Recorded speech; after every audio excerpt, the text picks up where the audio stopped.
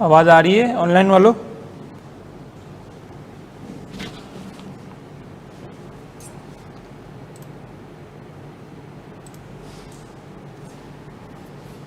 चलो यार, हम आगे बढ़ते हैं अपनी क्लास की तरफ।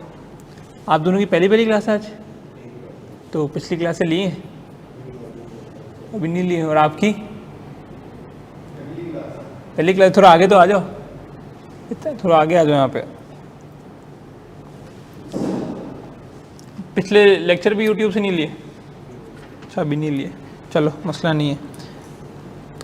अच्छा भाई, हमने लास्ट क्लास में क्या पढ़ा था कि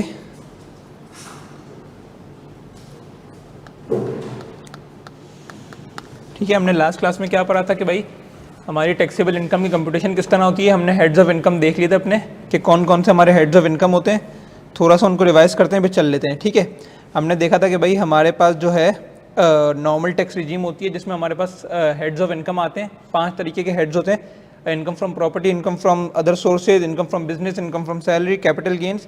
इसको हम लोग टैक्सेबल इनकम भी कह रहे होते हैं। ठीक है, और इसके ऊपर जो रेट्स लगते हैं वो टेबल 1 और टेबल 2 वाले लगते हैं। ठीक है, इसके बाद देखा था कि हमने भाई सेपरेट ब्लॉक की भी इनकम होती है। सही, हमारे पास सेपरेट ब्लॉक की भी इनकम होती है।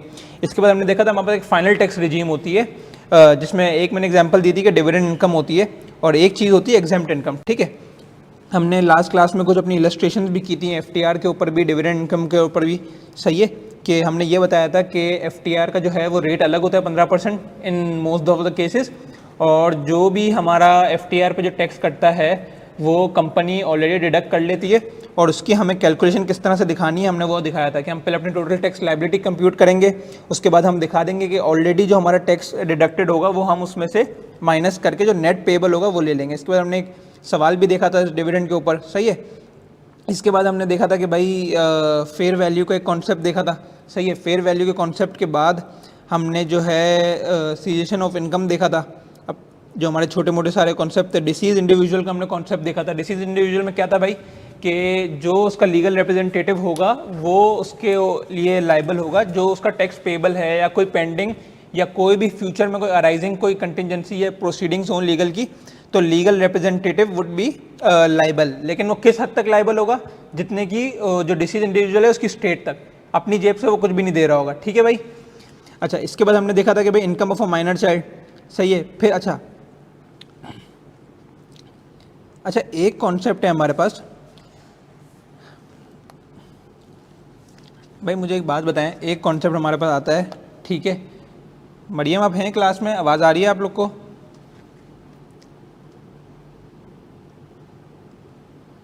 ठीक है। अच्छा, एक कॉन्सेप्ट हमने देखा था कि लॉ ये कहता है कि फॉर एग्जांपल टैक्स ईयर 2024 है। ठीक है, टैक्स ईयर 2024 में आपने एक सेल की। सही है, आपने अपने गुड्स बेचे, तो आपने क्या एंट्री बनाई कि भाई आपने बनाई कि ट्रेड रिसीवेबल डेबिट और सेल क्रेडिट। ठीक है, क्या मतलब कि इसके पैसे हमारे पास अभी तक नहीं है। सही है, पैसे नहीं है। सही है, फॉर एग्जांपल हमने इसको 100 रुपये से किया था, हमने 100 रुपये से एंट्री बना ली, पैसे नहीं है बैंक में, पैसे नहीं है, तो लॉ जो है ये इसको चार्ज कर लेगा, इसको टैक्सेबल होगी। ठीक है, अब लॉ ये कहता है जब आपके पास 2025 में या कभी भी जब पैसे आएंगे तो ये वापस चार्ज नहीं होगा। ऐसा नहीं होगा कि वापस हम इसको सेल, ये लॉ आपको ये नहीं बोलेगा कि भाई आपके पास बैंक में पैसे आ गए, ठीक है, 100 रुपये 2025 में, अब एक काम करें वापस उस पर सेल बुक करें और उस पर टैक्स दें। टैक्सेशन यहाँ पे आपकी हो चुकी है, जो टैक्स का रेट होगा वो 100 पे लग चुका होगा, जो उसका प्रॉफिट आ रहा होगा। ठीक है, लॉ आपको ये नहीं बोलेगा कि वापस आपको जब पैसे आए तो अब आप हमें वापस पैसे दें। डबल टैक्सेशन का कोई कॉन्सेप्ट नहीं है। ठीक है, डबल टैक्सेशन इसी तरीके से आपने 2024 में कोई एसी रिपेयर करवाया, ठीक है, अभी आपने कहा कि मैं पैसे नहीं देता, लेकिन पेबल है आपका, उस पर टैक्स, आपको टैक्स का बेनिफिट मिलेगा। सही है, अब जब आप वापस जाके उसको अगले साल पैसे देंगे तो ऐसा नहीं होगा कि लॉ आपको बोल रहा होगा कि इस पर आप वापस बेनिफिट क्लेम कर लें, कि पिछली दफ़ा आपने 100 रुपये का एक्सपेंस क्लेम किया था, अब आप पैसे दे रहे हैं तो भी क्लेम कर लें, ऐसा नहीं होगा। सही है, क्या कहता है भाई आपका, इफ़ एनी इनकम, गौर से देखिएगा, if any income is taxed on receivable basis it shall not become taxable again on receipt basis. अगर एक रिसीवेबल बेसिस पे एक इनकम को आपने टैक्स करवा लिया है, ठीक है, तो जब वो वापस जब वो मिलेगी it shall not become taxable again on receipt basis and vice versa. ठीक है, लाइक वाइस, वाइस वर्सा का क्या मतलब है कि भाई एक जो है आपने पहले उसको कैश पे करा लिया था, अक्रूवल पे नहीं करा रहे थे, जैसे अक्रूवल पे करा रहे थे, तो कहते हैं कि वो जब वापस आपको पैसे मिलेंगे तो वो टैक्सेबल नहीं होगा। ठीक है क्या? Prevent double derivation and double deduction. If any income is taxed on receivable basis, it shall not become taxable again on receipt basis and vice versa. Likewise, if any expenditure is deductible on payable basis, मैंने आज एक खर्चा कर लिया, उसको पैसे नहीं दिए, पेबल है मेरा, एक्सपेंस रिकॉर्ड कर लिया मैंने अपनी बुक्स में, ठीक है, मैं इनकम फ्रॉम बिजनेस कमा रहा हूँ, ARTT है, ठीक है, इलेक्ट्रिसिटी का बिल पेबल है इसका, लेकिन अभी इसने पे नहीं किया, तो अगर उसने उसकी डिडक्शन क्लेम कर ली तो अगले साल जब जाके जब वो पे होगा तो वापस उसको डिडक्शन क्लेम करने की इजाजत नहीं मिलेगी। सही है भाई? अच्छा, फिर एक कॉन्सेप्ट है हमारा tax on dividends. Tax on dividend हमने पिछली क्लास में भी देख लिया था कि हमने जो FTR वाली एग्जांपल की थी डिविडेंड की, वो क्या कहता है, इसको हम थोड़ा सा रीड कर लेते हैं फिर आगे चले जाते हैं। ठीक है, a tax shall be imposed at prescribe rate on every person who receives a dividend from a company. A tax shall be imposed, ठीक है भाई, एट प्रिस्क्राइब रेट, हमारे केस में प्रिस्क्राइब रेट क्या था? 15%। सही है, 15% हमने देखा था। ऑन एवरी पर्सन, जो भी होगा, who receives a dividend from a company, सही है भाई। The tax shall be computed by applying the rate of tax to the gross amount of dividend. For example, gross amount of dividend थी 1 लाख रुपए, ठीक है, हमने कहा कि हमारा dividend pay rate of tax है 15%, तो हमने 15,000 रुपये कर ली। अब ये ग्रॉस अमाउंट है, हमें अपने बैंक में मिल कितने रहे होंगे? 85 मिल रहे होंगे, हमें मिल 85 रहे होंगे टैक्स कट के। सही है, आप लोगों को कुछ चीज़ें थोड़ी सी लगेंगी फास्ट के, लेकिन पीछे वाली क्लास से देख लीजिएगा फिर साथ ज्वाइन हो जाइएगा। ठीक है जी, शेयर्स की मद में मिलता है, जो आपको जो नहीं, क्यों नहीं टैक्स कटेगा? नहीं, आपको डिविडेंड जो है कंपनी के फॉर्म में कभी आपको कैश में डिविडेंड नहीं मिलेगा, सारी ट्रांजैक्शन आपकी बैंकिंग चैनल के थ्रू होती, ठीक है, बैंकिंग चैनल के थ्रू होती हैं। जब आपकी कंपनी आपके SECP शेयर होल्डर रजिस्ट्रार को बोलेगी कि भाई उनके पूरा, जब वो डिविडेंड डिक्लेयर करती है AGM में, तो उनके पास पूरा एक updated share holder member register होता है कि इतने हमारे शेयर होल्डर रजिस्टर हैं। फॉर एग्जांपल 100 शेयर्स हैं, हर किसी ने एक शेयर लिया हुआ है, तो 100 बंदों का नाम आ रहा होगा, तो वो बोलेगी कि भाई इतने मेरे आज की डेट तक रजिस्टर शेयर होल्डर हैं, इन सबको जितने शेयर्स होंगे उनके हिसाब से, और जो हमने डिविडेंड डिक्लेयर किया, फॉर एग्जांपल ₹5 पर शेयर है, तो अगर मेरे पास 10 शेयर है तो मुझे 50 रुपये का डिविडेंड मिलेगा। ठीक है, जब 50 रुपये का डिविडेंड कंपनी मुझे रिलीज़ करेगी तो कंपनी उसमें से 15% काट के मुझे देगी। सही, बैंकिंग चैनल के थ्रू ही मिलेगा। This section shall not apply to a dividend that is exempt from tax. अच्छा भाई, आने वाले दिनों में देख लेंगे, अगर कोई डिविडेंड एग्जाम्प्ट फ्रॉम टैक्स है तो उस पर ये सेक्शन अप्लाई नहीं होगा। Every company paying a dividend shall deduct tax on gross amount of dividend. एक कंपनी अगर मुझे ₹1,00,000 का डिविडेंड दे रही है तो 15,000 रुपये डिडक्ट करके मुझे देगी। सही है, यही लिखा हुआ है। ठीक है, the tax impose under section 5 and 7B shall be final tax. अच्छा, this income, the income shall not be chargeable under any head of income. भाई हमने यही पिछली क्लास में अपनी एग्जाम्पल में देखा था कि ये वाली जो इनकम है किसी हेड ऑफ इनकम के अंदर नहीं जा रही। कौन सा सर, कौन सा सवाल खोल के देख लेते हैं।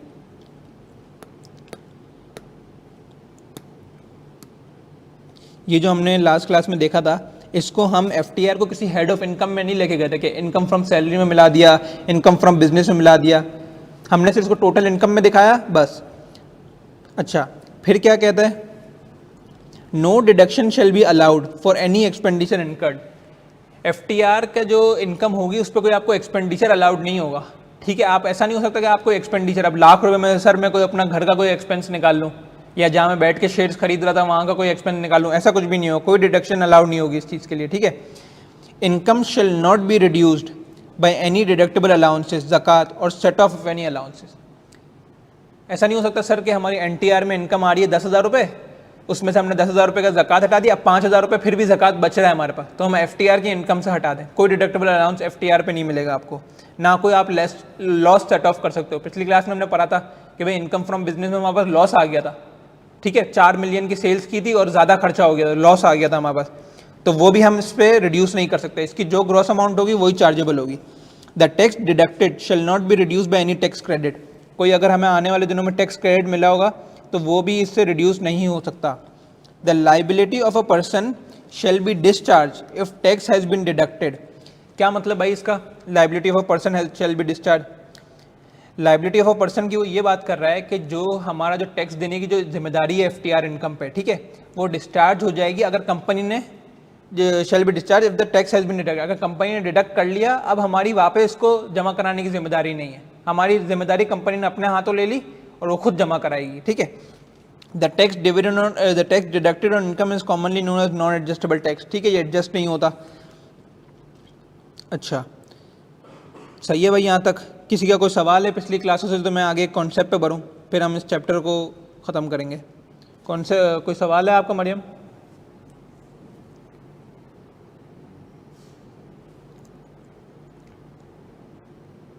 सही है, ठीक है।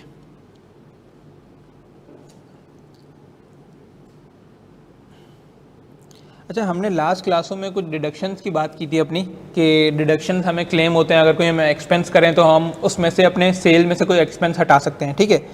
अच्छा, हमने लास्ट क्लास में एक और बात की थी कि हमारे पास कौन कौन से तरीके की होती हैं भाई?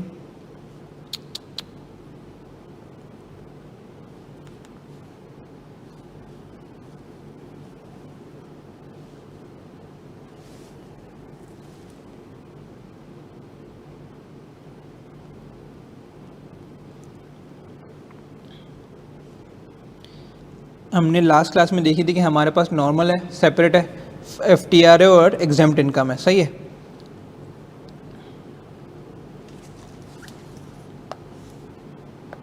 हमने लास्ट क्लास में क्या देखा था कि हमारे पास एक नॉर्मल टैक्स रिजीम है, सही है, एक हमारे पास सेपरेट ब्लॉक है, एक हमारे पास FTR है और एक हमारे पास एग्जेम्प्ट इनकम है, सही है। इसके बाद इसके अंदर हमारे पास 5 हेड्स आ जाते हैं,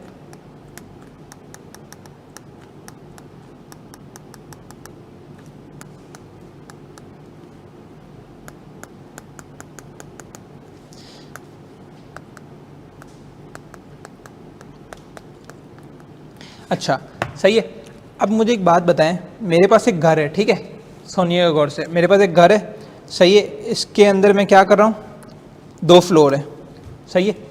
एक फ्लोर पे मैंने अपना बिजनेस खोला हुआ है, ठीक है, जूतों का मेरा बिजनेस है, मैं जूते करता हूँ और मैं यहाँ से डिस्पैच कराता हूँ जूते, मतलब बनाता भी हूँ जूते, डिस्पैच कराता हूँ। और ऊपर वाला फ्लोर जो है वो मैंने प्रॉपर्टी रेंट पे दिया हुआ है, ठीक है, उससे मैं इनकम फ्रॉम प्रॉपर्टी कमाता हूँ, सही है। अब मुझे एक बात बताएं, ये 2 हमारे पास घर है, ठीक है, बिजली का मीटर एक ही लगा हुआ है, सही है, ऊपर भी कुछ बिजली यहाँ भी इस्तेमाल होती है, यहाँ भी 2 AC चल रहे हैं, यहाँ भी 3 AC चल रहे हैं, यहाँ भी कुछ फ्रिज चल रहा है, बिजली का बिल आता है एक ही, ठीक है। अब मुझे बताएं मैं बिजली का बिल किधर डालूं?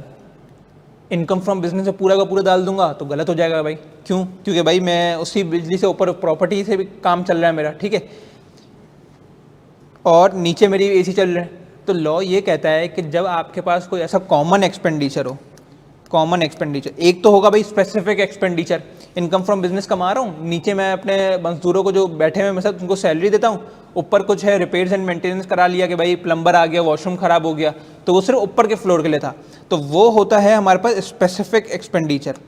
तो अगर तो आपके पास कोई ऐसा स्पेसिफिक एक्सपेंडिचर होता है कि जो आपको पता हो कि किस किस चीज़ से रिलेटेड है, सही है, तो वो आप उस पर एलोकेट कर दोगे।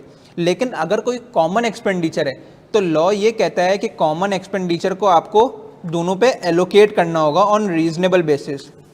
सर रीजनेबल बेसिस कहाँ से आएंगी? रीजनेबल बेसिस ऐसे आएंगी कि भाई फॉर एग्जांपल आपके AC का बिल आया 50,000 रुपये, सही है, एग्जांपल दे रहा हूँ, आपने कहा 3 AC नीचे चल रहे हैं, 2 AC ऊपर चल रहे हैं, 30,000 इसको दे देता हूँ, 20,000 उसको दे देता हूँ, ठीक है, और कॉमन इस तरह की होंगी। तो लॉ ये कहता है अगर आपके पास कोई कॉमन एक्सपेंडिचर है तो उसको आप एलोकेट करेंगे ऑन द रीजनेबल बेसिस, ठीक है। क्या मतलब सर? अभी लॉ क्या कहता है? लॉ ये कहता है कि वेयर द एक्सपेंडिचर डिडक्शन और अलाउंसेस, कोई आपने खर्चा किया, कोई ऐसा deduction relates to the derivation of more than 1 head of income. गौर से देखिएगा, the derivation of more than 1 head of income. Sir more than 1 head of income का क्या मतलब है? हम खर्चा कर रहे हैं और हम कमा रहे हैं मोर देन 1 हेड ऑफ इनकम पे। ये सारों ये पांचों जो हैं हमारे पास, ये हेड ऑफ इनकम है, सही है, लेकिन हम IFP में भी कमा रहे हैं, इनकम फ्रॉम बिजनेस में भी कमा रहे हैं, तो वो हमें ये कहता है कि अगर तो कोई derivation of more than one head of income है, ठीक है, the expenditure deduction and allowance will be apportioned on any reasonable basis considering the relative nature and size of the activities.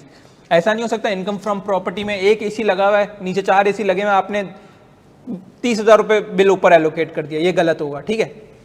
अच्छा, एक बात तो हो गई ये पॉइंट ए, पॉइंट बी और ये 2B मैंने छोड़ा है, ठीक है, अभी ये वाली चीज़ें छोड़िए।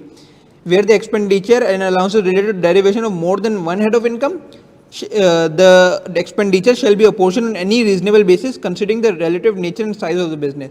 अच्छा, where the expenditure deduction and allowances relates to or derivation relates to derivation of income comprising of, ए हो गया, ठीक है, derivation of income comprising of taxable income. taxable income कौन सी भाई, ये वाली taxable income, कोई भी इसमें से फॉर एग्जांपल एक है, ठीक है, कोई ऐसा खर्चा जो मैं किसी एक हेड के लिए कर रहा हूँ टैक्सेबल इनकम के लिए, या पे and income falling under final tax regime, income from business भी कर रहा हूँ और एफटीआर भी कर रहा हूँ। तो अगर कोई ऐसा खर्चा हो रहा है तो वो इनकम फ्रॉम बिजनेस में भी एलोकेट होगा, एफटीआर में भी एलोकेट होगा, सही है। अब एफटीआर में उस एक्सपेंस को अलाउ करने की इजाज़त मिले ना मिले वो एक अलग बात है, लेकिन हमें एलोकेट करना है, सही है, एलोकेट करना है, ताकि हमारी जो इनकम फ्रॉम बिजनेस में जो इजाज़त मिल रही है ऐसा ना हो कि मतलब बिल्कुल ख़राब हो जाए।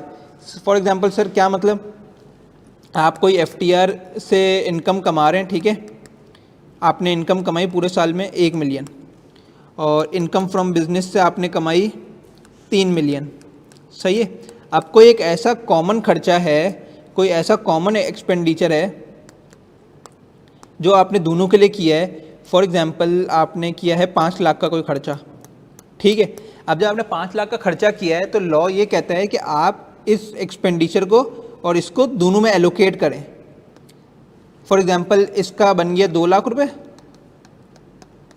और इसका बन गया 3 लाख रुपए, तो इसकी जो टैक्सेबल इनकम हो जाएगी इनकम फ्रॉम बिजनेस की वो 2.7 मिलियन हो जाएगी, सही है भाई। दो चीज़ें पढ़ ली, या तो एक ही या तो टैक्सेबल इनकम में रहते हुए 2 हेड में इनकम कमाए, मोर than 1 head of income, income from property, income from other sources, capital gain, income from business, या कि कोई एक हेड ऑफ में इनकम कमाए और या एफटीआर में इनकम कमा रहे हैं, ठीक है। अच्छा, फिर दूसरा क्या है, where expenditure deduction and allowances relates to the derivation of income chargeable to tax under a head of income, एक हेड ऑफ इनकम में रहते हुए इनकम कमा रहे हैं and for some other purpose, for some other purpose. Sir इसकी क्या मिसाल है, इसकी ये मिसाल है, मैं घर लिया हुआ है मैंने, नीचे मैं इनकम फ्रॉम बिजनेस कमाता हूँ और ऊपर मैंने अपना घर बनाया हुआ है, नीचे मैं मतलब काम करता हूँ और ऊपर मैं रहता हूँ, ठीक है, अपनी फैमिली के साथ। अब ये देखें, ये जो है हम इनकम ड्राइव कर रहे हैं under a head of income, income from business, ठीक है, और ऊपर अदर पर्पजेस, समझ आ गई भाई, अदर पर्पजेस। तो लॉ ये कहता है कि अगर कोई कॉमन एक्सपेंडिचर हो रहा है, आपने अपने घर के बाहर गार्ड बिठाया हुआ है, उससे आपकी कंपनी को भी, इनकम फ्रॉम बिजनेस को भी फायदा हो रहा है, आपके होम स्वीट होम को भी फायदा हो रहा है। आपने कोई मेड रखी हुई है अपने पास जो नीचे का भी काम कर देती है, नीचे भी साफ कर देती है, ऊपर भी आपका घर साफ कर देती है, ठीक है। तो ये सारे हैं आपके कॉमन एक्सपेंडिचर। और अगर कोई स्पेसिफिक एक्सपेंडिचर, सर कैसे स्पेसिफिक एक्सपेंडिचर, मतलब नीचे जो बंदे बैठे हैं उनकी सैलरीज, अब वो ऊपर घर पे आकर तो थोड़ी काम करते हैं, वो तो सिर्फ इनकम फ्रॉम बिजनेस का काम कर रहे हैं, तो ये हो गया स्पेसिफिक एक्सपेंडिचर। तो ये हो गया आपका स्पेसिफिक एक्सपेंडिचर, ठीक है। तो क्या कहता है लॉ, अगर, वापस से रिपीट करता हूं मैं, ठीक है, कि अगर आप कोई एक्सपेंस कमा रहे हैं रहते हुए derivation of more than 1 head of income, ठीक है, एक से ज़्यादा हेड ऑफ इनकम में आप एक्सपेंडिचर अपना कमा रहे हैं, ठीक है, या आप अपनी इनकम कमा रहे हैं या तो टैक्सेबल इनकम में रहते हुए या तो एफटीआर में रहते हुए, मतलब एक हेड में रहते हुए और दूसरे हेड में रहते हुए, एफटीआर में से भी कमा रहे हैं और टैक्सेबल इनकम से भी कोई कमा रहे हैं, या अगर आप कोई हेड ऑफ इनकम में कोई इनकम कमा रहे हैं, या अगर आप कोई फॉर सम अदर पर्पस कमा रहे हैं, the expenditure deduction and allowances shall be apportioned on any reasonable basis considering the relative nature and size of the activities. भाई ये याद करना पड़ेगा, ये चीज़ें याद करनी पड़ेंगी, नीचे डिविडेंड के रूल्स हैं, ये चीज़ें याद करनी पड़ेंगी, एग्जाम में पूछता है आए क्या। वो पूछेगा कि भाई एक बंदा डिविडेंड कमा रहा है, बताओ डिविडेंड के ऊपर क्या रूल्स लगते हैं। मैं अभी आपको आगे पास पर दिखा दूंगा, ज़्यादा पुराना भी नहीं है, रिसेंट ही होगा, 2022-19 इसी तरीके से होगा, आगे जाके दिखा दूंगा। तो भाई घर जाके ये चीज़ें याद किया करें, ठीक है।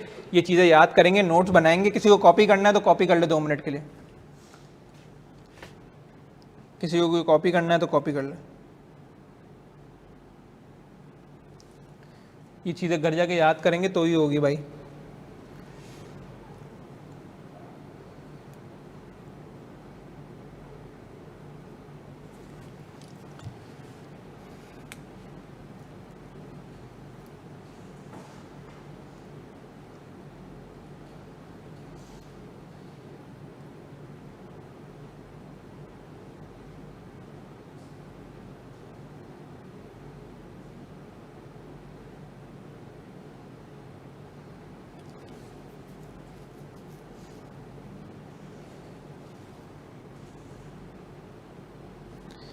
चलें आगे। अच्छा भाई वो क्या कह रहा है, ये तो बात हो गई, ठीक है। अब वो ये कह रहा है कि any expenditure that is incurred for a particular class और classes of income shall be allocated to that class. अगर कोई इनकम फ्रॉम बिजनेस में अगर आप एक्सपेंडिचर कर रहे हैं, ठीक है, या कोई इनकम फ्रॉम अदर सोर्सेज में कर रहे हैं, तो वो कह रहा है कि वो उस क्लास को ही हो, ठीक है। एनी कॉमन एक्सपेंडिचर, कॉमन की बात कर रहा है, deductions and allowances which relates to business including final tax regime, presumptive को फाइनल टैक्स रिजीम भी कहते हैं, उसका दूसरा नाम होता है प्रिजम्पटिव, एंड एग्जेम्प्ट इनकम, कि कोई आप एक एक्सपेंस एग्जेम्प्ट इनकम के तौर पे कमा रहे हैं और एक आप कोई हेड ऑफ इनकम या एफटीआर में कमा रहे हैं, shall be allocated to each class of income according to the following formula. अच्छा सर ये फार्मूला कहाँ से आ गया, फार्मूला मैं आपको बता देता हूँ।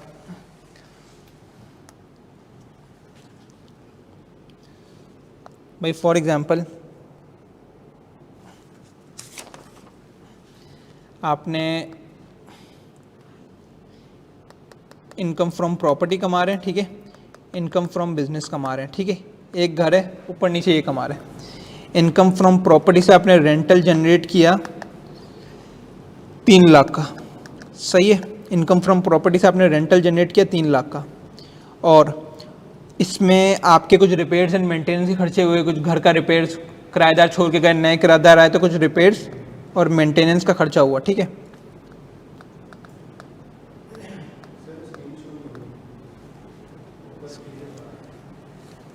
स्क्रीन शो नहीं हो रही,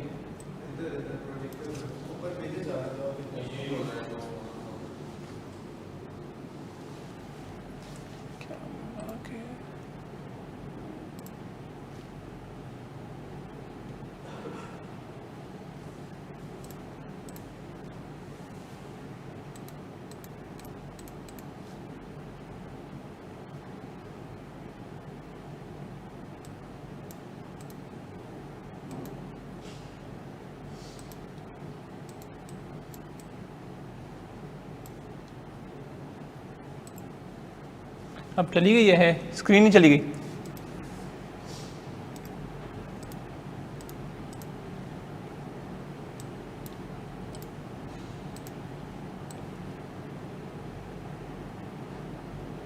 अब सही है,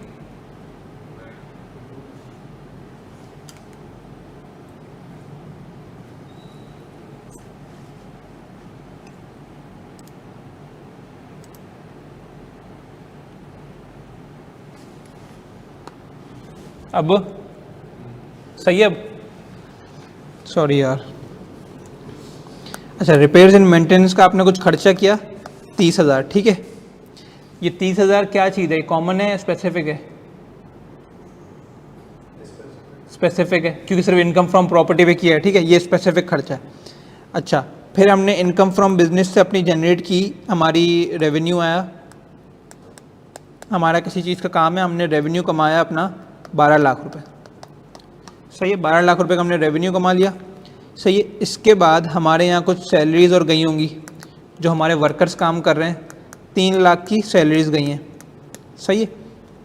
अच्छा ये सैलरीज भी हमारी स्पेसिफिक है, सही है। अच्छा अब इन दोनों के अंदर एक हमारी मेड काम कर रही है, ठीक है, जो कि 40,000 रुपये लेती है और वो दोनों फ्लोर का काम करती है, ये कॉमन एक्सपेंडिचर है, ठीक है। अब कॉमन एक्सपेंडिचर है, हमें इस 40,000 के खर्चे को दोनों पे एलोकेट करना है, सही है।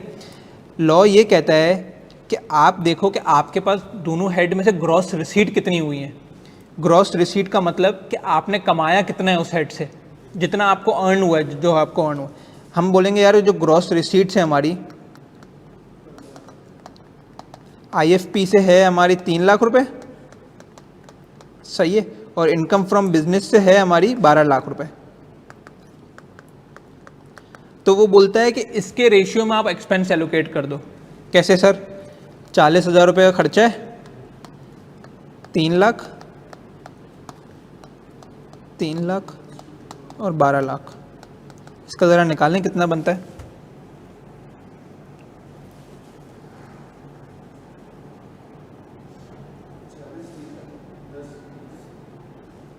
30% बन गया ना, कितना बन गया? 15%।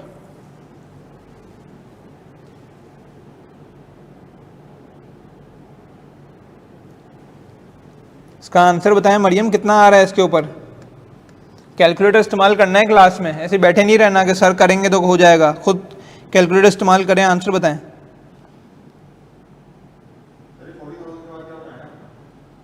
Multiply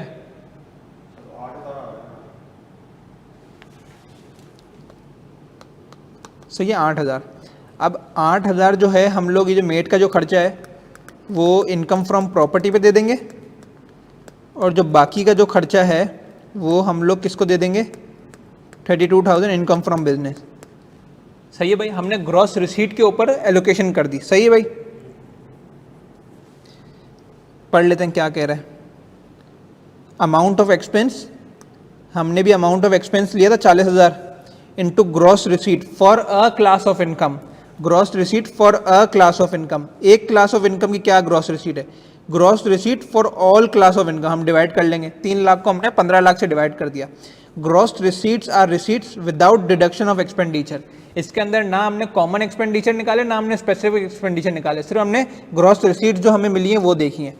Common expenditure deduction and allowances means any expenditure that is not clearly allocable to any particular class of income. Made को हम किसी एक पर्टिकुलर क्लास ऑफ इनकम पे एलोकेट नहीं कर सकते थे कि यार इनकम फ्रॉम प्रॉपर्टी से सारा माइनस कर दें, ये गलत हो जाएगा बिल्कुल, ठीक है। तो हमने ये देख लिया। अच्छा, एक कॉन्सेप्ट है, इसको पहले पढ़ लेते हैं फिर समझा देता हूँ। Where person is earning net commission और brokerage then his gross profit will be taken as turnover. क्या कह रहा है सर, समझ नहीं आया। मिस्टर ए है, ठीक है, ये रोज़ मार्केट जाता है, मार्केट में एक बंदा इसका इंतज़ार करता है, वो होलसेलर है, ठीक है। वो इसको बोलता है कि यार ये 100 रुपये का सामान है, तुम ले जाओ और तुम आगे जाके मिस्टर बी या किसी को भी मिस्टर सी को बेच दो। तुम ये 100 रुपये का सामान लेके जाके आगे जाके बेच दोगे, मैं तुम्हें 2% कमीशन दूंगा। तो वो बोलेगा अच्छा तुम मुझे 2% कमीशन दोगे। इसने 100 रुपये का लिया इससे, आगे जाके इसको मिस्टर बी को 100 रुपये का दे दिया, ठीक है। ये बीच में एज एन एजेंट काम कर रहा था, जिसका काम सिर्फ कमीशन है, सही है। ये एज एन एजेंट काम कर रहा था, इसका कोई खुद का कोई प्रॉफिट नहीं है कि इसने 100 रुपये का लिया, आगे जाके 200 रुपये का दे रहा है तो बीच में अपना मुनाफा रख रहा है, इसका नहीं। ये जो अपना सिर्फ कमाता है, ये सिर्फ कमीशन से कमाता है। तो लॉ ये कहता है अगर एक ऐसा बंदा है जो कमीशन से कमा रहा है तो इसकी जो ग्रॉस रिसीट्स हैं वो आप क्या लोगे?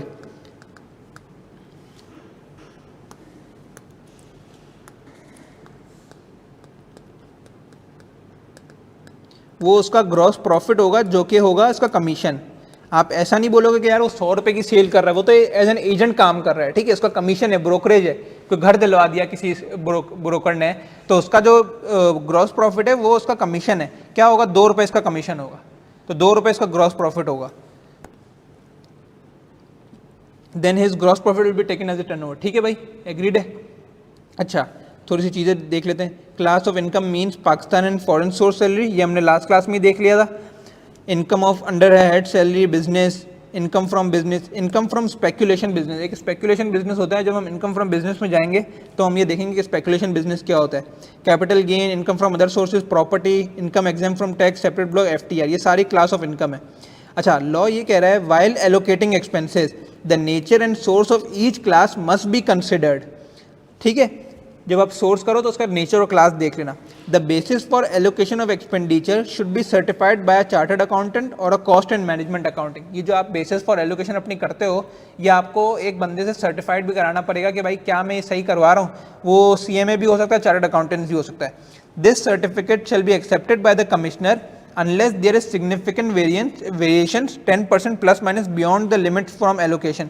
क्या मतलब सर, आपका एक्चुअल खर्चा है 4000, ठीक है, लेकिन आपने दिखा दिया 4100, कमिश्नर एक्सेप्ट कर लेगा? ठीक है, 4200 कमिश्नर एक्सेप्ट कर लेगा? 4300 कमिश्नर एक्सेप्ट कर लेगा? 4400 तब भी कमिश्नर एक्सेप्ट कर लेगा? 4500 पे कमिश्नर बोलेगा जूते मार रहा हूँ निकल जाए, 10% से ज़्यादा हो गया। इसी तरह वाइस वर्सा है, 3800 भी कमिश्नर एक्सेप्ट कर लेगा, 3900 भी कमिश्नर एक्सेप्ट कर लेगा, सही है, लेकिन कमिश्नर 3500 एक्सेप्ट नहीं करेगा। प्लस माइनस 10% होगा तो वो एक्सेप्ट कर लेगा, वरना बाकी नहीं करेगा, सही है। यहाँ तक साथ हैं भाई सब? अच्छा, हमारी कुछ इसमें एक दो छोटी चीज़ें रह गई थी, वो हम कर लेते हैं जब तक आप थोड़ा सा।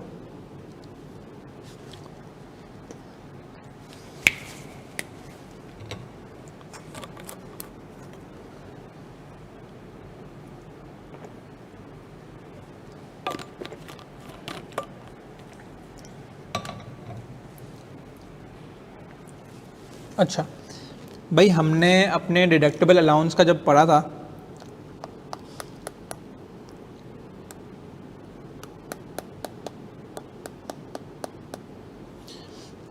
ये देख रहे हो, जब हमने लेस ज़कात एंड अदर डिडक्टेबल अलाउंसेस पढ़ा, तो ये अदर डिडक्टेबल अलाउंसेस क्या हैं? ज़कात तो हमें समझ में आ गया कि भाई ज़कात है, लेकिन अदर डिडक्टेबल अलाउंसेस क्या हैं? अदर डिडक्टेबल अलाउंसेस में एक आपका सबसे ऊपर है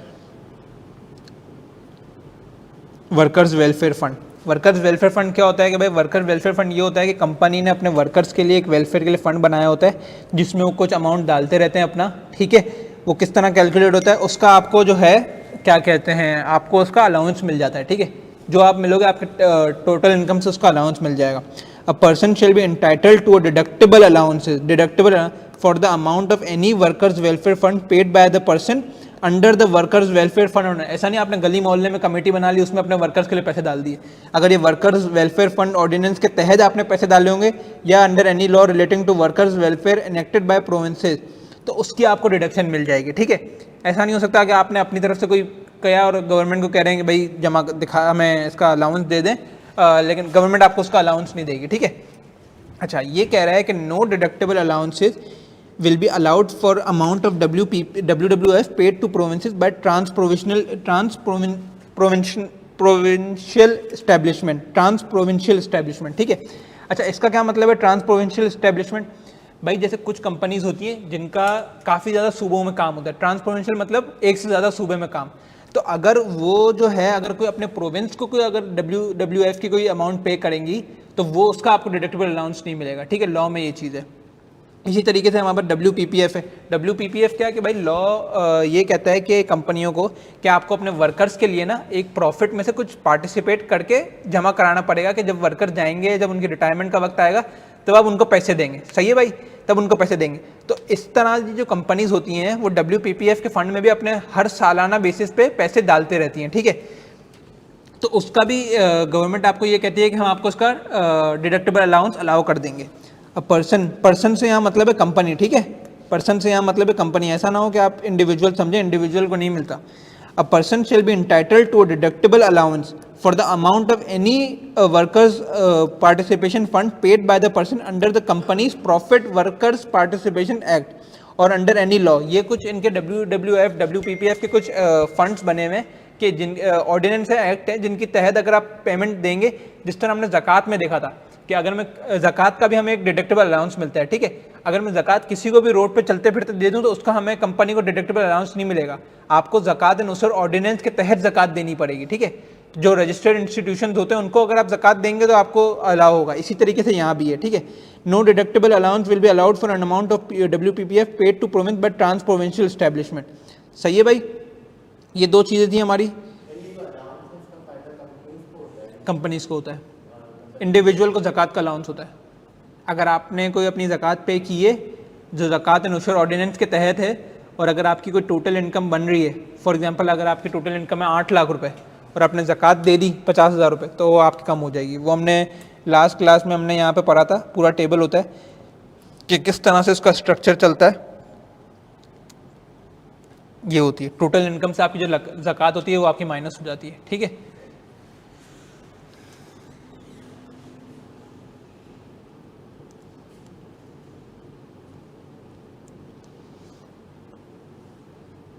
भाई इसके होमवर्क के सवाल देखे थे घर जाके? जो पिछले होमवर्क थे वो हो गया था? ग्रुप पे मैसेज किया है। अनरजिस्टर्ड वाले पे नहीं गया, पता नहीं रजिस्टर्ड वाले पे पता नहीं बच्चे करते रहते हैं। ऐड नहीं हुए अभी तक? अच्छा चलो देख लेते हैं।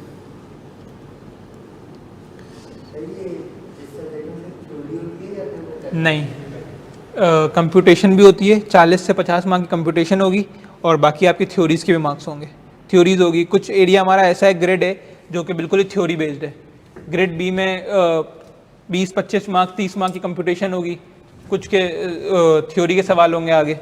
तो दोनों का कॉम्बिनेशन है, कभी कुछ चीज़ ज़्यादा आ जाती है बहुत, कभी बैलेंस चलता है, तो दोनों की तैयारी करके जानी है भाई।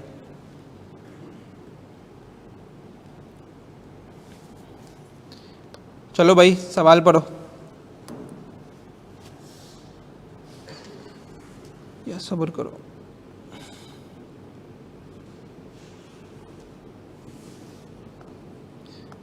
मरियम सवाल क्लास में पढ़ेंगे, ठीक है। और जो रिकॉर्डिंग सुन रहा है तो मेरी उनसे गुजारिश है कि जैसे मैं सवाल पढ़ूं तो लेक्चर को रोक के खुद से अपनी तरफ से ज़रा कोशिश करें सवाल सॉल्व करने की और फिर लेक्चर को रिज्यूम करके करें। क्योंकि अगर सब मैंने सवाल क्लास में करवा देने मैं करवा दूंगा, लेकिन आपकी कोई प्रैक्टिस नहीं होगी। जब आप प्रैक्टिस करना आके टाइम पे जाएंगे आपने सारे सवाल देखे हुए होंगे, तो थोड़ा सा कोशिश करें कि खुद से सवाल देखें और लेक्चर रोक के पहले खुद ट्राई करें, फिर लेक्चर को रिज्यूम करें, ठीक है।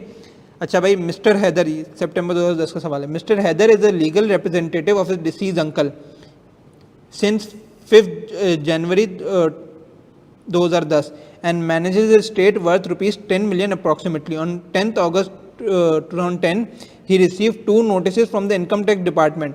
क्या सीन है भाई? मिस्टर हैदर जो है वो लीगल रिप्रेजेंटेटिव है अपने अंकल का since 5 January 2010 and manages in state worth rupees 10 million. वो 10 अगस्त को जाके डिसीज़ हो गया, ठीक है। अब वो उसके जो मिस्टर हैदर को नोटिस आए कि भाई आप अपनी डिटेल्स जमा कराएं, टैक्स ईयर 2009 की जो अभी गुजरा है उसकी डिटेल जमा कराएं और 10-12 मिलियन की जो है अपने अंकल के लिए जो पेमेंट है 2007 और 2008 के वो जमा करवाएं।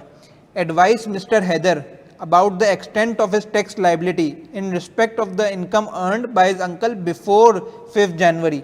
Also advise him about his obligations relating to the tax assessment proceedings pending arising against his uncle. भाई 5 मार्क का सवाल है, 2 रिक्वायरमेंट हैं। वो क्या कह रहा है? Also advise him about his obligations. ये सारी चीज़ें पड़ी हुई हैं, कोई नया नहीं है इसके अंदर, सही है। पहले वो क्या कह रहा है कि भाई मिस्टर हैदर की एक्सटेंट बता दो, क्या एक्सटेंट है?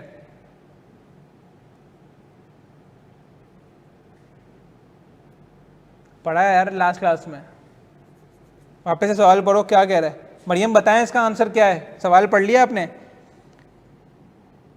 मिस्टर हैदर जो है वो अपने अंकल का लीगल रिप्रेजेंटेटिव है जो कि डिसीज़ हो चुके हैं 5 जनवरी को, ठीक है। उनकी प्रॉपर्टी है 10 मिलियन की जो वो संभाल रहे हैं, सही है। 10 अगस्त को उनको नोटिस आया कि भाई आप अपने अंकल के इनकम टैक्स के रिटर्न्स की डिटेल्स जमा करवा दो और 12 मिलियन की पेमेंट है वो जमा करवा दो। तो क्या मिस्टर हैदर 12 मिलियन की पेमेंट जमा करवाएगा या नहीं करवाएगा? नहीं, 10 ही कराएगा, लेकिन उसको लिखना भी तो होगा, किस तरह लिखेंगे?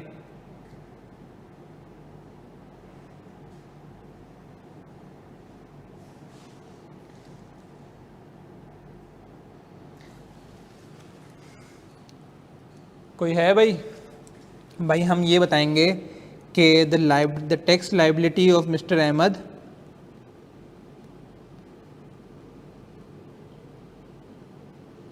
the tax liability of legal representative Mr. Heather shall be limited to the extent of deceased state, जो स्टेट छोड़ के गए, since the value of the state is 10 million, therefore his liability will be limited to rupees 10 million and he will not be required to pay the additional 2 million. ठीक है, एक ये हो गई. The liability shall be the first charge on the deceased estate. ठीक है, ये हो गया. इसके बाद वो क्या कह रहा है, ये एक बात बता दी. Also advise him about his obligations relating to the tax assessment proceedings pending या अराइजिंग अगेंस्ट हिज अंकल. हम उसको बताएंगे कि मिस्टर हैदर की वही रिस्पॉन्सिबिलिटी होगी लिटिगेशंस की जो उसके डिसीज अंकल की थी, और उसी स्टेज से शुरू होगा जहाँ पे ख़त्म हुआ था. जब वो उसी स्टेज से शुरू होगा, रिज्यूम होगा जब तक था जब उसकी जो अंकल की जो डिसीज हुए तब तक था. और अगर कोई फ्यूचर में कोई नया केस आया तो उसके ऊपर भी उसकी जिम्मेदारी होगी. सही है भाई. इसके यार मैंने आंसर्स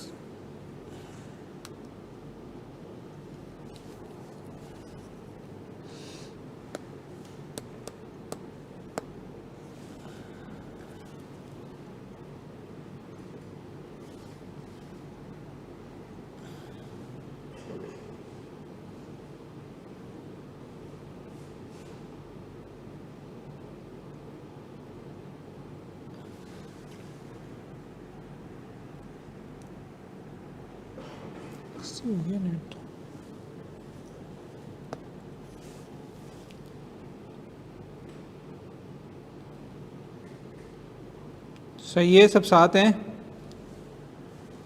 चलो मैं आंसर्स भेज दूंगा.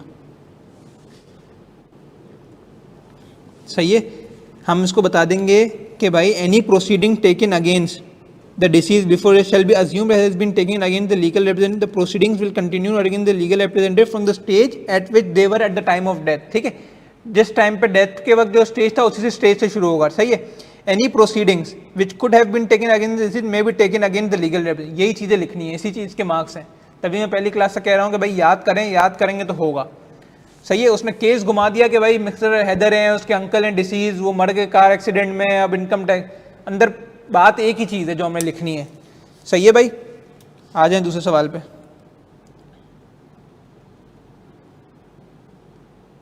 सवाल पढ़ें ये वाला. समझ आ रही है ऑनलाइन वालों, सब साथ हैं. सितंबर 2013. Ahmed is responsible for managing the property. अच्छा पहले रिक्वायरमेंट पढ़ लेते हैं. Advise Ahmed as regard to the following. Extent of Ahmed liability in respect of the income earned by his uncle before 5 February 2013. सही है. वो कह रहे हैं कि अहमद की लाइबिलिटी क्या है. Ahmed is responsible for managing the property of his uncle who died on 5 February 2013. The approximate worth of the property is rupees 7 million. In August 2013, ठीक है, 5 February को वो उनकी डेथ हो गई. In August 2013, a notice was received from Income Tax Department. Tax year 2013 के बाद जो आया, फिर नोटिस आया इनको. ठीक है. A notice was received from Income Tax Department in the name of his uncle requiring details of an income tax for the tax year. Details मांग रहा है वही चीज़.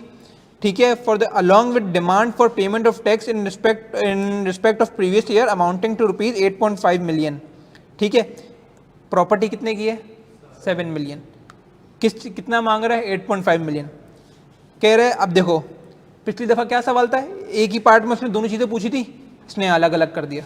5 मार्क की चीज़ें उसने एक ही सवाल में पिछली दफ़ा पूछा था. Extent of Ahmed liability in respect, ये पास्ट पेपर के सवाल हैं, कोई अपने सवाल में नहीं बना के लाया. ठीक है, पास्ट पेपर के सवाल की बात कर रहा हूँ मैं. Extent of Ahmed liability in respect of income earn by his uncle before 5 February. तो आप बता दोगे कि अहमद की जो लाइबिलिटी है that shall be limited to the state of deceased individual. जो उसके जो अंकल जो मरे उसकी जितनी स्टेट थी, therefore as the approximate worth of the property is rupees 7 million. The Ahmed's liability in respect of the deceased uncle shall be limited to 7 million. बस पहले आपने लॉ लिखा, उसको केस के साथ कनेक्ट कर दिया. लॉ लिखना है, लॉ कितनी चीज़ों का भाई, 2-3 लाइनों का लॉ है. The liability of the legal representative shell be limited. कि एग्जामिनर को पता चले कि भाई आप याद करके आए, आपको पता है, ऐसा नहीं आप सूझा छोड़ रहे हैं. ये तो कोई भी जिसको नहीं पता होगा वो भी यार पेपर में जाके बोलेगा अच्छा 7 मिलियन है 8. मैं काम करता पेपर में जाके लेता हूँ, अच्छा इसके पास 7 मिलियन है, 7 मिलियन तक लिमिटेड है. तो फिर आपके अंदर और दूसरे बंदे में फ़र्क क्या है जो पढ़ के नहीं आया भाई. पढ़ने की यही निशानी है कि आपको लॉ पता हो, आप लॉ लिख के आ रहे हैं, एग्जामिनर को पता है आप तुक्का नहीं मार रहे, आपको पता है क्या चीज़ पूछ रहे हैं. His obligation relating to the tax assessment proceedings pending arising. जो पेंडिंग है और जो अराइज हो सकती हैं वही चीज़ है. कि भाई सेम स्टेज से कंटिन्यू हो जाएगा, अगर कोई फ्यूचर में भी होगी तो वो लीगल रिप्रेजेंटेटिव के खिलाफ आ जाएगी। सही है भाई।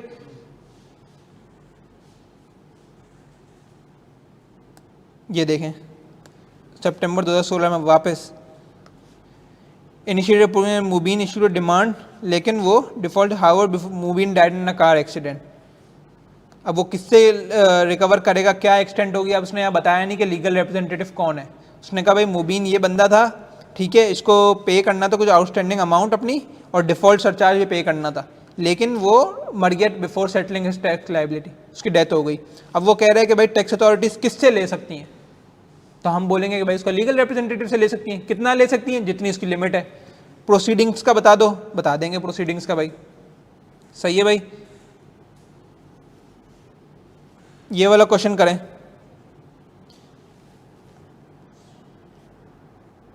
Question number 21।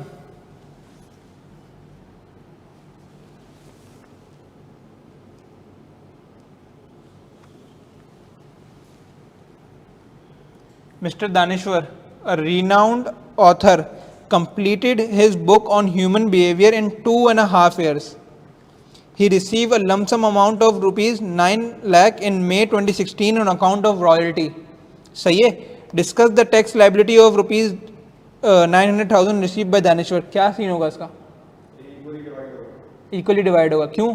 क्योंकि हमें 24 महीने से ज़्यादा लगे हैं इस बंदे को, ठीक है। अगर कोई ऑथर होता है बुक का और उसको 24 महीने से ज़्यादा लगे हों, तो ये जो 9 लाख रुपए हैं, ये जो है अपने इस साल में टैक्स ईयर 2016 में कराएगा, ये टैक्स ईयर 2015 में कराएगा और टैक्स ईयर 2014 में, ये 3 सालों में इक्वली डिवाइड करवा देगा कि भाई टैक्स कर दो इतने इतने रेट पे। सही है भाई। पास्ट पेपर का सवाल है। Question number 22. Under the provision of income tax ordinance, state the situation where the expenditure is required to be apportioned for the purpose of claiming a deduction.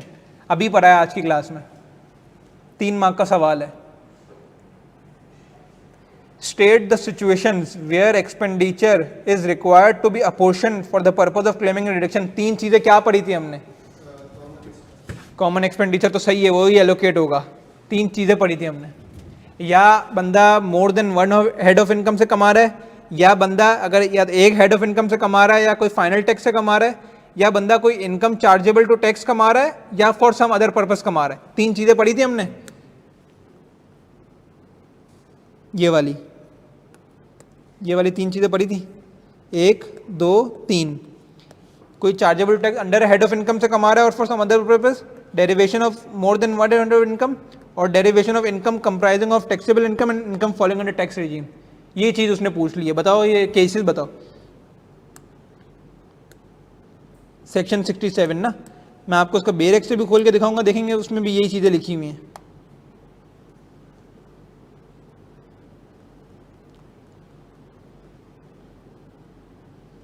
ये हमारा जो है जो इनकम टैक्स ऑर्डिनेंस हम पढ़ते हैं ना, उसका ये बेर एक्ट है, जहाँ से जो लॉ जो करता है ना, बेर एक्ट से। मैं आपको सिर्फ दिखा रहा हूँ, ये पढ़ने की ज़रूरत नहीं है, आपको परेशान हो जाएंगे।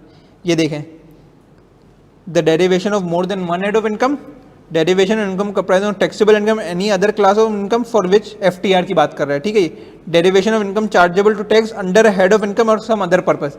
आप इसको छोड़ दें जैसे देखिए, ठीक है। यही उसने सवाल में पूछा है।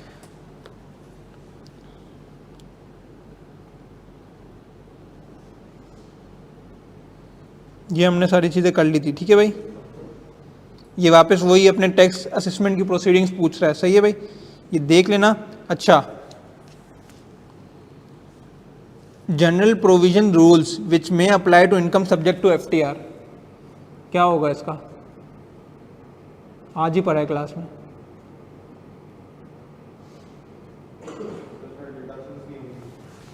सबसे पहले कि किसी हेड ऑफ इनकम में नहीं जाएगी, डिडक्शंस नहीं होंगी, उससे कोई डिडक्टेबल अलाउंस सेट ऑफ नहीं हो सकता, जो हमने डिविडेंड की बात पढ़ी थी।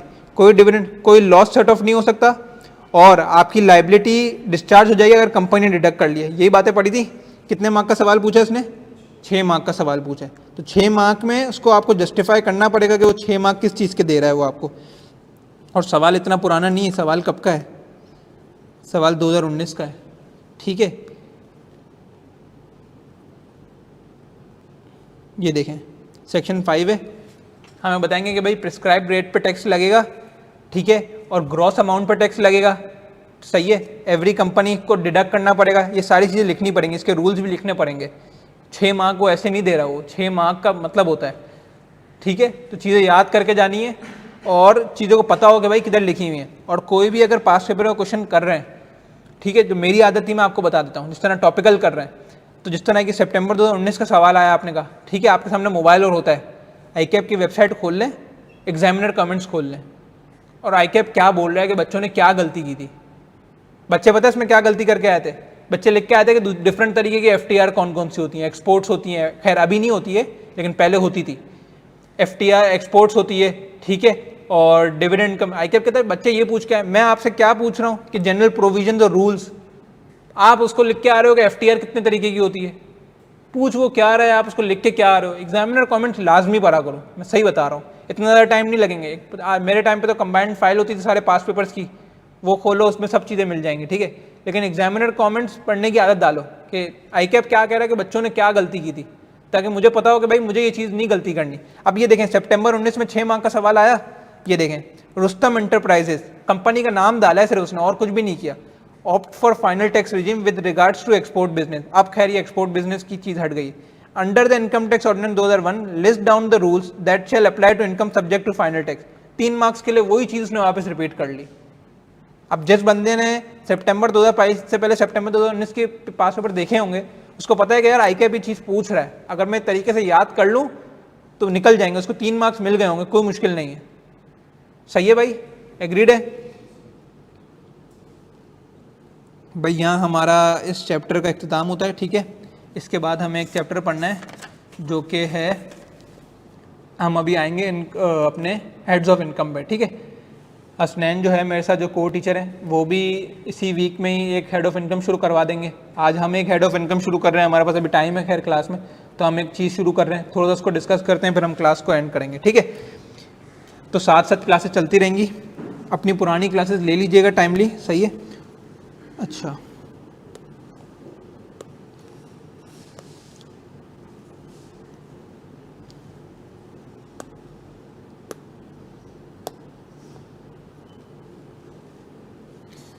अच्छा जी, हमारे पास 5 हेड्स ऑफ होते हैं, ठीक है। हमने आज की क्लास में भी देखा 5 heads of, income from salary होती है, इनकम फ्रॉम प्रॉपर्टी होती है, बिजनेस होता है, सबसे बड़ा आपका बिजनेस है, इनकम फ्रॉम सैलरी है, प्रॉपर्टी और कैपिटल गेन, और इसमें टेक्निकलिटीज़ बहुत ज़्यादा है लेकिन छोटे हैं, ये रिलेटिवली साइज में छोटे हैं। तो हम लोग सब साथ लेके चल रहे होंगे, और सवाल में आपके पास एक बड़ा सवाल आएगा जिसमें वो 5 पॉइंट देगा कि यार मिस्टर अहमद ये भी इनकम कमा रहे हैं, इसने ये भी खर्चा किया है, चारों हेड की जिक्र करेगा, कैपिटल गेन की भी बात आएगी, और वो कोने कोने की बात निकाल के पूछेगा वो। अगर लॉ पता होंगे, सही तरह पढ़े हुए होंगे तो हो जाएगा, ठीक है भाई। हम यहाँ पे अपनी इनकम फ्रॉम सैलरी का आगाज़ करते हैं। अच्छा भाई, इनकम फ्रॉम सैलरी किसको कहते हैं भाई? नीचे गार्ड भी इनकम फ्रॉम सैलरी कमा रहा है, ठीक है। एक बंदा आता है, इनकम फ्रॉम सैलरी में एम्प्लॉय कौन होता है और एम्प्लॉयर कौन होता है, ठीक है। एम्प्लॉय कौन होता है, एम्प्लॉयर कौन होता है। एम्प्लॉय का मतलब क्या होता है? Means any individual engaged in employment, कि जो बंदा एम्प्लॉयमेंट में इंगेज्ड हो। मैं केपीएमजी का एम्प्लॉय हूँ, ठीक है, केपीएमजी मेरा एम्प्लॉयर है। एम्प्लॉयर क्या कहते हैं? Means any person who engages, कोई भी ऐसा पर्सन या कोई कंपनी है who engages and remunerates an employee, सही है। केपीएमजी मेरा एम्प्लॉयर है, मैं केपीएमजी का एम्प्लॉय हूँ, सही है। एम्प्लॉयमेंट किसको कहते हैं? 3 चीज़ें, अ डायरेक्टरशिप और other office involve in the management of the company. काफ़ी दफ़ा भाई आपने सुना हो कंपनी के डायरेक्टर्स होते हैं, ठीक है, या कोई और अदर मैनेजमेंट का कोई ऑफिस है तो वो उसको एम्प्लॉयमेंट में। A position which gives the employ a fixed or ascertainable remuneration, मैं एक फिक्स्ड रेम्यूनरेशन केपीएमजी से विड्रॉ करता हूँ, राइट। केपीएमजी मुझे एक फिक्स देती है, तो ये एक एम्प्लॉयमेंट कंसिडर होगा। द होल्डिंग और acting in any public office, जो एमएनए है, गवर्नर है, चीफ मिनिस्टर हैं, ये पब्लिक ऑफिस होल्ड कर रहे हैं, ये भी एम्प्लॉय हैं गवर्नमेंट के, पब्लिक ऑफिस के एम्प्लॉय हैं, इनको भी हम एम्प्लॉयमेंट कहेंगे, ठीक है। Any remuneration paid to the director for purpose of rendering management services, वो भी एम्प्लॉयमेंट के डेफिनेशन में आएगा, ठीक है। बी की एग्जांपल क्या है? Includes a person who is remunerated on basis of sales made है। भाई ऐसा भी हो सकता है कि भाई केपीएमजी ने मुझे कहा आपकी तो एक फिक्स सैलरी है, लेकिन काफ़ी बिजनेसेस ऐसे होते हैं वहाँ वो बोलते हैं कि भाई आपको पैसे उतने मिलेंगे जितनी आप सेल्स करके लाओगे, पूरे महीने में जितनी सेल्स करोगे उसका 20% आपको 10%, 5% फॉर एग्जाम्पल मिल जाएगा, ठीक है। तो ये जो है हमारा, ये भी एक आएगा कि fixed or ascertainable remuneration. Ascertainable का मतलब होता है कि यार चेंज होने वाली, मतलब सही है।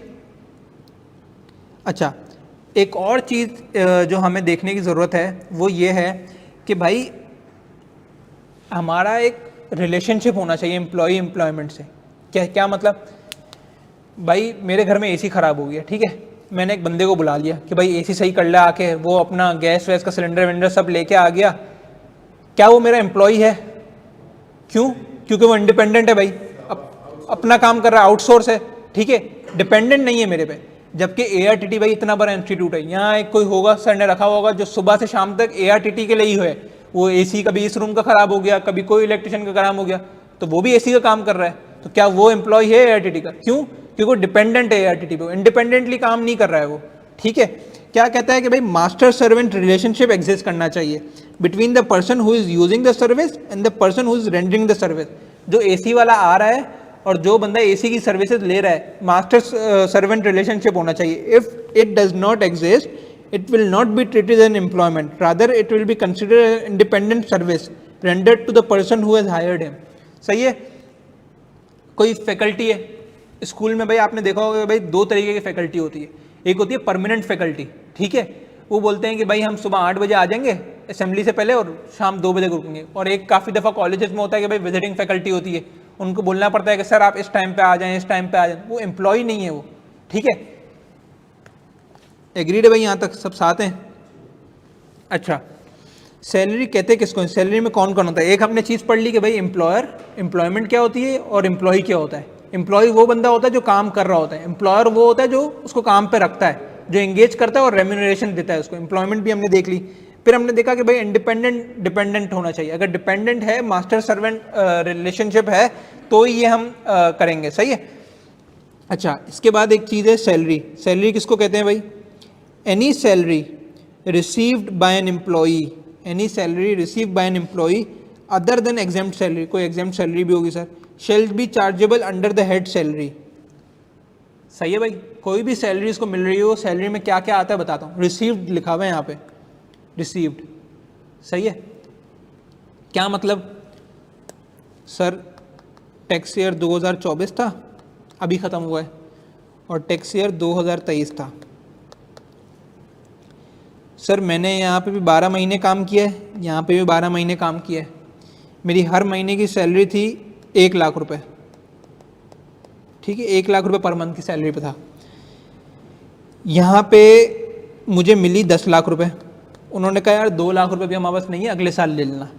और यहाँ पे मुझे मिली पिछले 12 लाख, इस साल के 12 लाख रुपए और लास्ट के 2 लाख रुपए। तो लॉ ये कहता है कि भले आपने काम 10 लाख रुपए आपने लिए, सॉरी आपने भले 12 महीने काम किया, आपकी सैलरी बनती 12 लाख रुपए, लेकिन आपको मिली कितनी है? 10 लाख रुपए। तो टैक्स भी मैं 10 लाख रुपए करूंगा, मैं रिसिट बेसिस पे टैक्स करूंगा। यहाँ 14 लाख रुपए मिली है तो मैं 14 लाख रुपए टैक्स करूंगा। यहाँ पे रिसिट बेसिस का कॉन्सेप्ट है, कैश बेसिस का है, जितनी आपको सैलरी जिस महीने में मिल रही है उसका कॉन्सेप्ट है, सही है। ऐसा नहीं है कि मतलब आपने कमा ली है, भाई आपका हक है ना यार, काम तो आपने किया, मिलनी है आपको, आज नहीं तो कल मिलनी है। बोलेगा नहीं, यहाँ पे कॉन्सेप्ट है रिसीट बेसिस का, सही है। ऐसा नहीं है कि अक्रूवल बेसिस का कोई कॉन्सेप्ट चले, सही है। अच्छा, tax salary is taxable on receipt basis and not on accrual basis, सही है। ये कुछ एग्जांपल हैं, देख लीजिएगा कि भाई mister Hudait is working as CFO, 30,000 की सैलरी थी, लेकिन उसको पहले 10 महीने में सैलरी मिली 3 लाख रुपए, सही है। अच्छा छोड़ें इसको, समझ आ गया भाई, कॉन्सेप्ट क्लियर है। कैश बेसिस होगी, आगे चल रहे हैं, ठीक है। सैलरी को थोड़ा सा रखिएगा, ठीक है, स्ट्रांग रखिएगा। When a salary is treated to be received, एक सैलरी कब अज्यूम की जाएगी कि भाई रिसीव हो गई है? अच्छा, a person shall be treated as having received an amount, benefit और any perquisite if it is actually received by the person, ठीक है। भाई सर आए, सर KPMG ने कहा कि भाई हमने आपके बैंक अकाउंट में सैलरी क्रेडिट करा, ठीक है, कल मुझे सैलरी आ गई तो मुझे रिसीव हो गई, तो हम लॉ ये अज्यूम करेगा कि भाई हसीब को सैलरी मिल गई है, सही है, हसीब को सैलरी मिल गई है।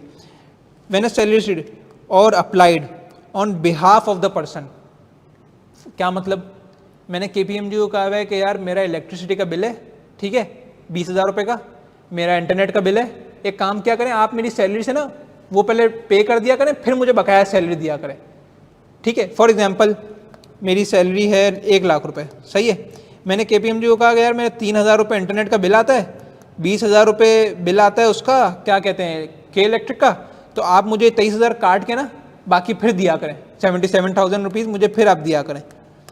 अब मैं कल जाके लॉ को कहूँ कि यार मुझे तो 77,000 रुपीज़ मिले, तो आप इस पर टैक्स लगाएं, लॉ बोलेगा नहीं आपको ये भी मिले, बोलेगा मुझे तो नहीं मिले। भाई आपके बिहाफ पे अप्लाई किए ना KPMG ने, तो यही अज्यूम किया जाएगा कि आपको मिले ये। मैं भाई काफ़ी लोग होता है कि भाई आप एक काम करें 20,000 घपला करने वाले, भाई 20,000 ये बिल भर दें, ये बिल भर दें, मुझे भी तो अपनी सैलरी मिलेगी तो मैं बिल ही भरूंगा ना भाई, पहले यही बिल भरूंगा, आप भर दें मैं भर दूं, एक ही बात है। तो लॉ कहते हैं नहीं, ये रिज्यूम है कि आपको ये 23,000 मिले हैं क्योंकि आपने कहा है कि अपने बिहाफ पे अप्लाई करें।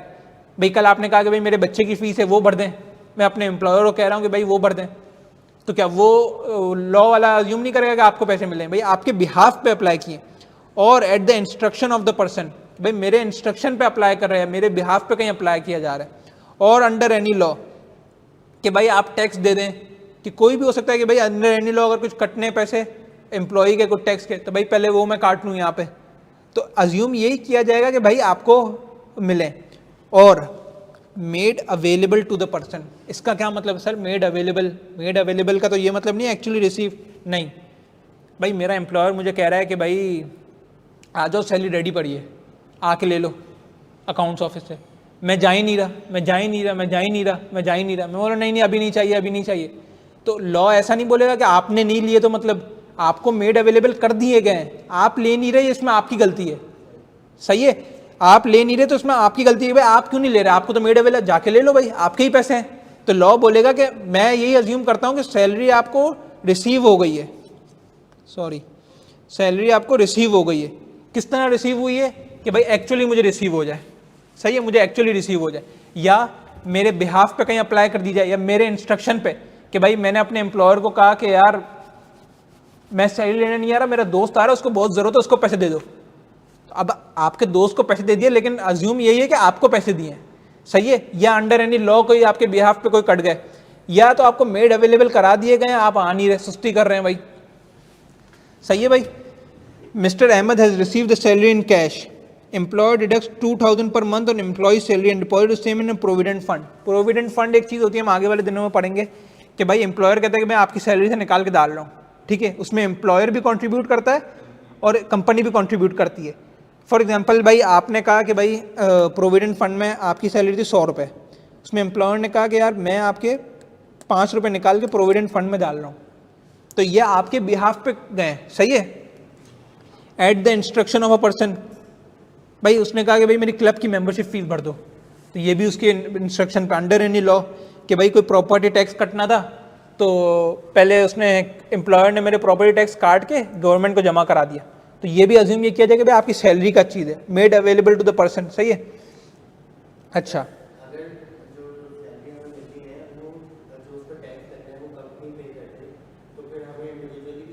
नहीं मेरे साथ यही हुआ था भाई, देखो जो भी बड़ी कंपनीज होती हैं ना, जो आपको सैलरी देती हैं, तो सैलरी पे एडवांस टैक्स काट लेती हैं आपका, ठीक है, वो जो सैलरी पे एडवांस टैक्स काट देती हैं, गवर्नमेंट को जमा करवा देती हैं, और आपको एक टैक्स का पर्चा दे देती हैं कि भाई आपका इतनी सैलरी थी, इस पर हमने इतना टैक्स काटा है।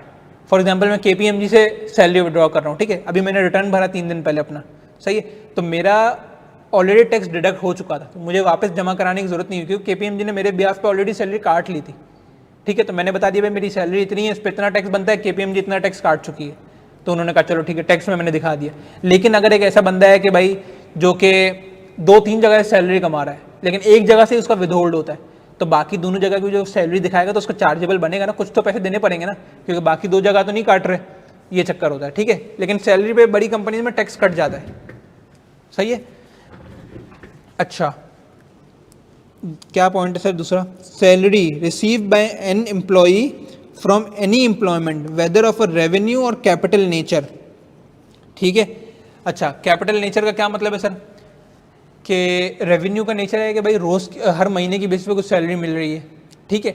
लेकिन ऐसा होता है काफ़ी दफ़ा कि जब बंदा छोड़ के जाता है अपना कोई दायरा बिदारा, कंपनी कहती है कि यार आपने इतना टाइम हमारा सर्व किया है, बड़ा शुक्रिया आपका, बहुत, आप मत जाएं। उसने कहा नहीं मैं तो जाऊंगा। तो उसने कहा चलें काम करें कि हम आपको रिटायरमेंट के वक्त एक बहुत अच्छी खासी गोल्डन हैंडशेक अमाउंट देते हैं। फॉर एग्जांपल उसकी सैलरी थी 1 लाख रुपए, 2 लाख रुपए, तो रिटायरमेंट पे उसको कहा हम आपको 20-30 लाख रुपए एक साथ देंगे, ठीक है, गोल्डन हैंडशेक, कि आप जा रहे हैं बस ये हमारी तरफ से गिफ्ट रखिए। तो ये एक कैपिटल नेचर का आइटम है, ठीक है। तो वो कहता है कि अगर ऐसी कोई चीज़ मिलेगी तो वो भी सैलरी का पार्ट है, सही है, सैलरी का पार्ट है।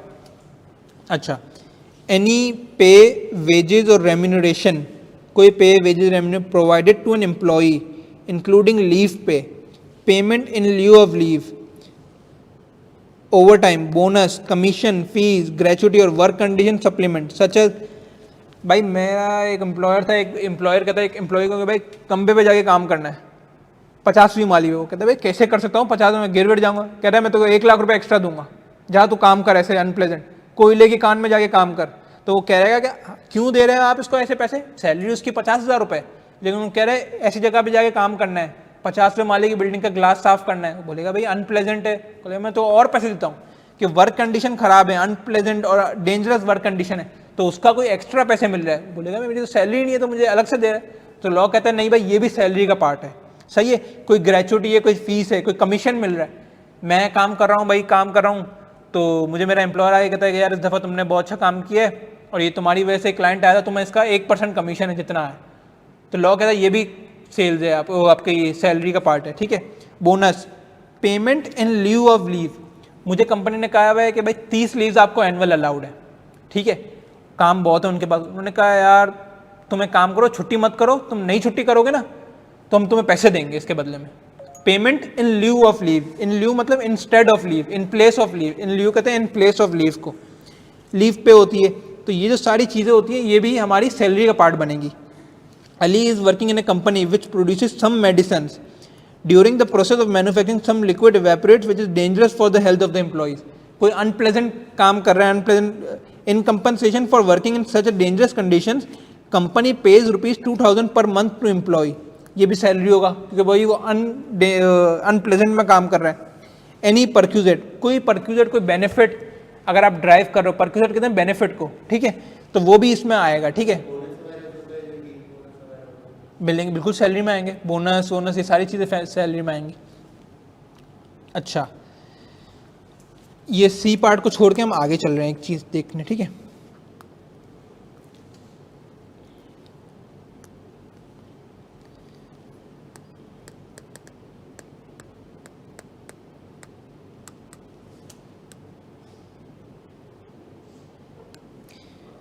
रीइंबर्समेंट का मतलब पता है क्या होता है?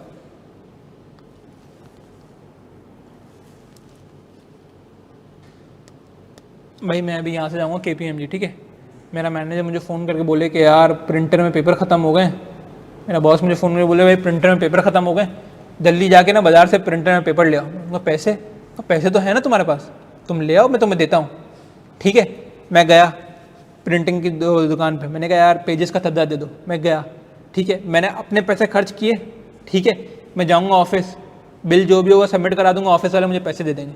दिस इज़ कॉल्ड रीइंबर्समेंट, कि आपने एक खर्चा किया और आपको ऑफिस वाले ने पैसे दे दिए। अब फॉर एग्जांपल मैंने 10,000 रुपये का पेपर ले आया, ठीक है, मैंने अपनी जेब से पैसे खर्च कर दिए, जाके मैंने ऑफिस वालों को कहा कि भाई ये तो आपका ही काम की वजह से ना। ऑफिस वालों ने कहा ठीक है हमारे काम की वजह से, काम मना कर रहे हैं, ये लो 10,000 रुपये वापस ले लो, ये सैलरी में आएगा क्यों?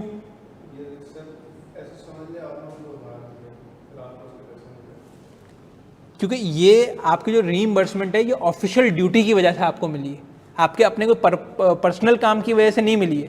फॉर एग्जांपल भाई आप गए पेपर लेने, बराबर में समोसे वाला भी था, आपने अपने लिए 10 समोसे ले लिए, ठीक है, 500 रुपये के 10 समोसे आ गए। अब आप उसको कह रहे हैं कि यार 10,000 तो ठीक है, 500 रुपये भी जमा कर वापस कर दे।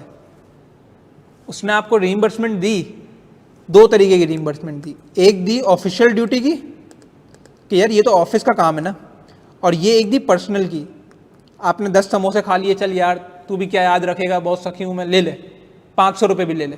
तो ये जो 500 रुपये आपकी जो आई है ये आपकी सैलरी का पार्ट बनेगी। समझ आ रहा है? एग्रीड है भाई?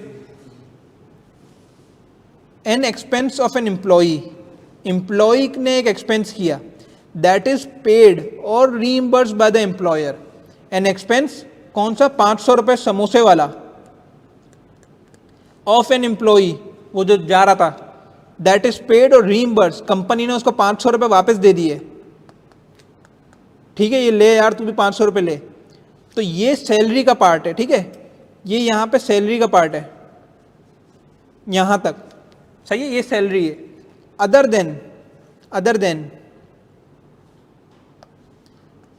Then the reimbursement for performing official duties. Paper लेके आया मैं, ये ऑफिशियल ड्यूटी के लिए लेके आया, मैं अपने घर नहीं लेके जाऊंगा पेपर, ना मैं अपने घर के बच्चों के कोई प्रिंट करवाऊंगा यहाँ, ऑफिशियल ऑफिस के काम में आएगा। तो वो कहता है कि अगर ऐसा कुछ होगा तो वो पर हम सैलरी में नहीं काउंट करेंगे। लेकिन अगर कोई आपका पर्सनल कोई खर्चा आपको कोई रीइंबर्स करके दे एम्प्लॉयर, भाई आपकी गाड़ी खराब हो गई, आपने कहा यार बॉस गाड़ी खराब हो गई, उसने कहा कितना खर्चा आ रहा है, मैंने कहा इतना खर्चा आ रहा है, कह रहा है यार तुम बहुत अच्छे एम्प्लॉय, काम करो मेरी तरफ से गाड़ी बना लो, तो ये भी सैलरी में आएगा, क्योंकि ये कोई ऑफिशियल ड्यूटी के लिए इस्तेमाल नहीं हो रहा, अपने घर की गाड़ी बना रहा है। सही है भाई? एग्रीड है? रीइंबर्समेंट इसको कहते हैं। रीइंबर्समेंट किसको कहते हैं भाई? कि पहले आपने खर्चा कर लिया अपनी जेब से, फिर कंपनी आपको रीइंबर्स करके दे रही है, पे कर रही है, आप बिल जमा कराएंगे रीइंबर्स होता है। ठीक है भाई? एग्रीड है? अच्छा, एक और चीज, एक होता है allowance.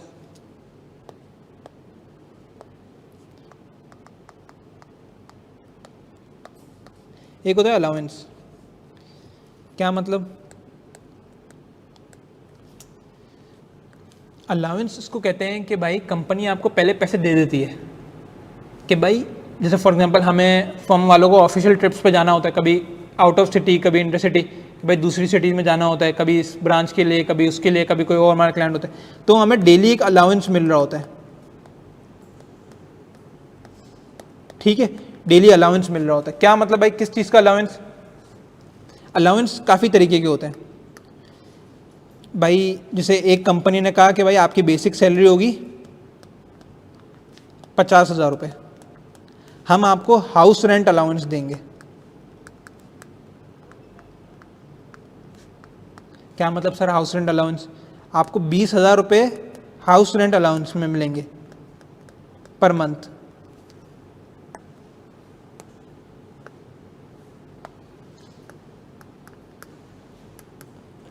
House rent allowances, utility allowances,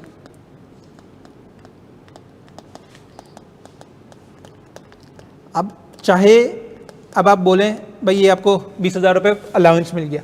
allowance में क्या होता है कि अलाउंस में ये होता है कि भाई आप कंपनी ये नहीं पूछेगी कि 20,000 रुपये में आपने घर में कितना खर्चा किया, भाई मेरा खुद का घर है, मैं घर में खर्च नहीं कर रहा, आपने तो अलाउंस दिया ना मुझे। अलाउंस का मतलब ये होता है कि कंपनी आपसे एक्चुअल स्पेंड नहीं पूछेगी, भाई मैं अपने दोस्त के साथ जाके रह लूँ, उसको मैं कुछ भी पैसे ना दूँ, लेकिन मैं अलाउंस ले रहा हूँ भाई कंपनी से। ठीक है, कंपनी कोई मसला नहीं है क्योंकि अलाउंस है, रीइंबर्समेंट नहीं है कोई। रीइंबर्समेंट में कंपनी देखती है कि भाई आपने एक्चुअल खर्चा कितना किया है, उस वो रीइंबर्स होगा। ठीक है, जैसे हम काफ़ी दफ़ा अगर लेट नाइट फर्म में बैठे होते हैं तो हमारे पास वहाँ पर रीइंबर्समेंट का होता है, अलाउंस नहीं होता। बता देता हूँ किस तरह। भाई अगर हम लेट नाइट बैठे हुए हैं तो काम की वजह से, तो भाई डिनर आएगा, अब डिनर रीइंबर्स्ड होगा, हमें एक्चुअल पे जो जितने पैसे मिले होंगे हम बिल देंगे कि भाई इतना था, इतना रीइंबर्स्ड। और काफ़ी क्लाइंट्स हम जाते हैं, वो कहते हैं आपका डेली का अलाउंस इतना है, फॉर एग्जाम्पल पर पर्सन 500 रुपये का अलाउंस है। अब उसमें कोई घर से ले आए तो कंपनी ये नहीं बोलेगी कि यार मैं तो आपको 500 रुपये अलाउंस दे रही हूँ, बोले भाई मैं 300 का खाऊँ, 500 का खाऊँ, 1000 रुपये का खाऊँ, मेरी मर्जी। तो अलाउंस का भी यही होता है कि कंपनी आपसे कभी भी एक्चुअल नहीं पूछती कि भाई कितना खर्चा हुआ है। सही है, इस तरह से होता है। तो ये भी सैलरी का पार्ट होगा, आपकी यूटिलिटी अलाउंस भी सैलरी का पार्ट होगा। सही है भाई, साथ है यहाँ तक? ठीक है, अच्छा चलो यार इसको नेक्स्ट क्लास में करते हैं, इस कॉन्सेप्ट थोड़ा सा शुरू करेंगे तो ख़त्म नहीं होगा।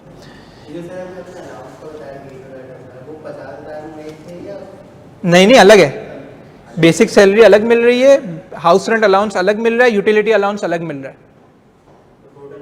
टोटल 80,000 आपकी सैलरी में पार्ट आएगा। सही है, क्यों, ये अलाउंस आपको मिल रहा है, तो अलाउंस आपका टैक्सेबल होता है, सही है। एक और चीज़ बता देता हूँ, फिर इसको हम आगे क्लास में शुरू करेंगे। फॉर एग्जांपल भाई कंपनी ने कहा कि यार सखर जाना है, एक काम है, ठीक है, ऑफिशियल ड्यूटी है, तो या सखर छोड़ें आपको यूके जाना है, ठीक है, यूके जाना है, ये काम है, बोला भाई मैं तो नहीं जाऊँगा, बोलो भाई ये 1 लाख रुपये जाओ, तो कंपनी उसको अलाउंस दे रही है 1 लाख रुपये, जाओ भाई इस पे जाके खर्चा वर्चा कर लेना अपना, जो भी हो, टिकट विकेट जो भी है, ये टैक्सेबल होगा?